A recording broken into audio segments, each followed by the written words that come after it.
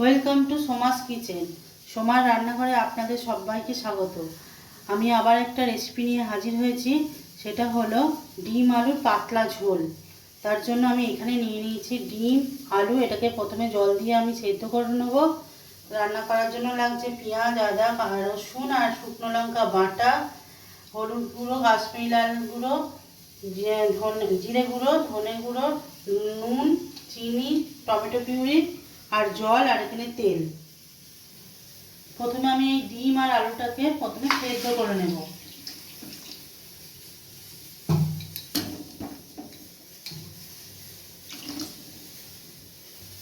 এবার একটা ঢাকা চাপা দিয়ে এটাকে সেদ্ধ হতে দেবো। ডিম আর আলুটা ভালো করে সেদ্ধ করে নিয়েছি, ডিমগুলো ছাড়িয়ে নিয়েছি। এবার ডিমগুলো একটু তেলে নেড়ে নেব। কড়াইয়ে আমি তেল দিয়ে দিলাম।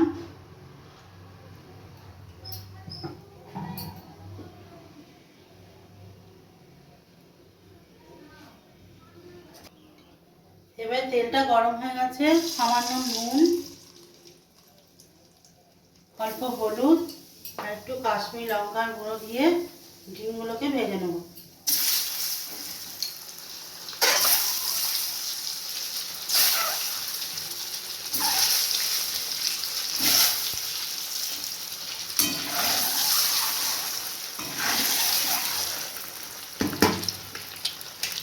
ডিমগুলো ফ্রাই করা হয়ে গেছে, এবার আমি এগুলোকে তুলে নেব।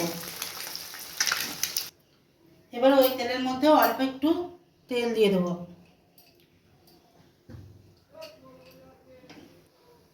এবার তেলেতে 5 ফোড়ন দিয়ে দেবো। এবার যে পেস্ট করে রেখেছিলাম পেঁয়াজ, আদা, রসুন, শুকনো লঙ্কা, সেটা আমি দিয়ে দিলাম।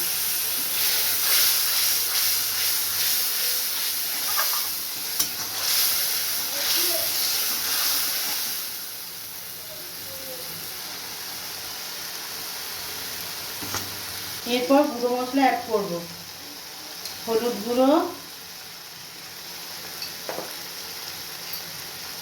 জিরে গুঁড়ো,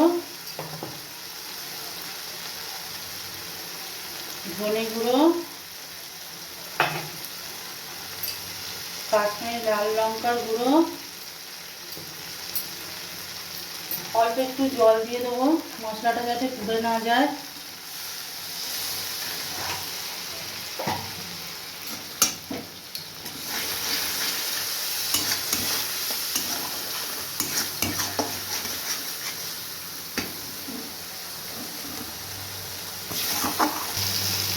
স্বাদ অনুযায়ী লবণ দিয়ে দিলাম।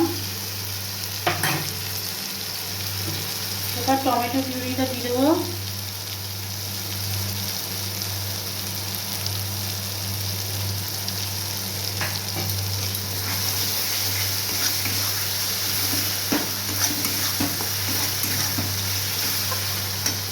ভেজে রাখা ডিম আর সেদ্ধ করা আলু দিয়ে দেবো।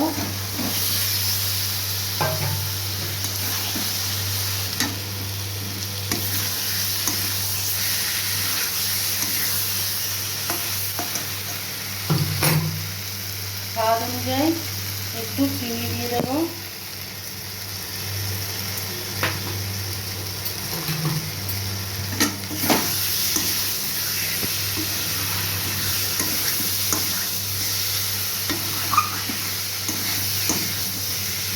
মশলার সঙ্গে ডিম আর আলুটা কষানো হয়ে গেছে। এরপর এর মধ্যে জল দিয়ে দেবো।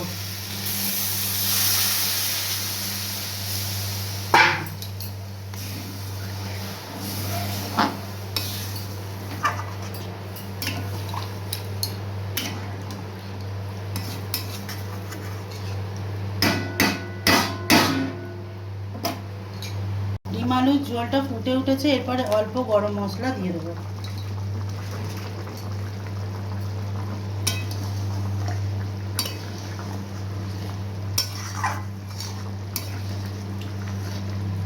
এবারে আমাদের ডিম আলুর ঝোল রেডি। এবার একটা বাটিতে এটাকে সার্ভ করে নেব। ডিম আলুর ঝোল রেডি হয়ে গেছে। আমার এই রেসিপি যদি আপনাদের ভালো লেগে থাকে তো অবশ্যই লাইক, শেয়ার, কমেন্ট করবেন এবং আমার চ্যানেলটিকে সাবস্ক্রাইব করতে ভুলবেন না। আজ এই পর্যন্ত, টাটা।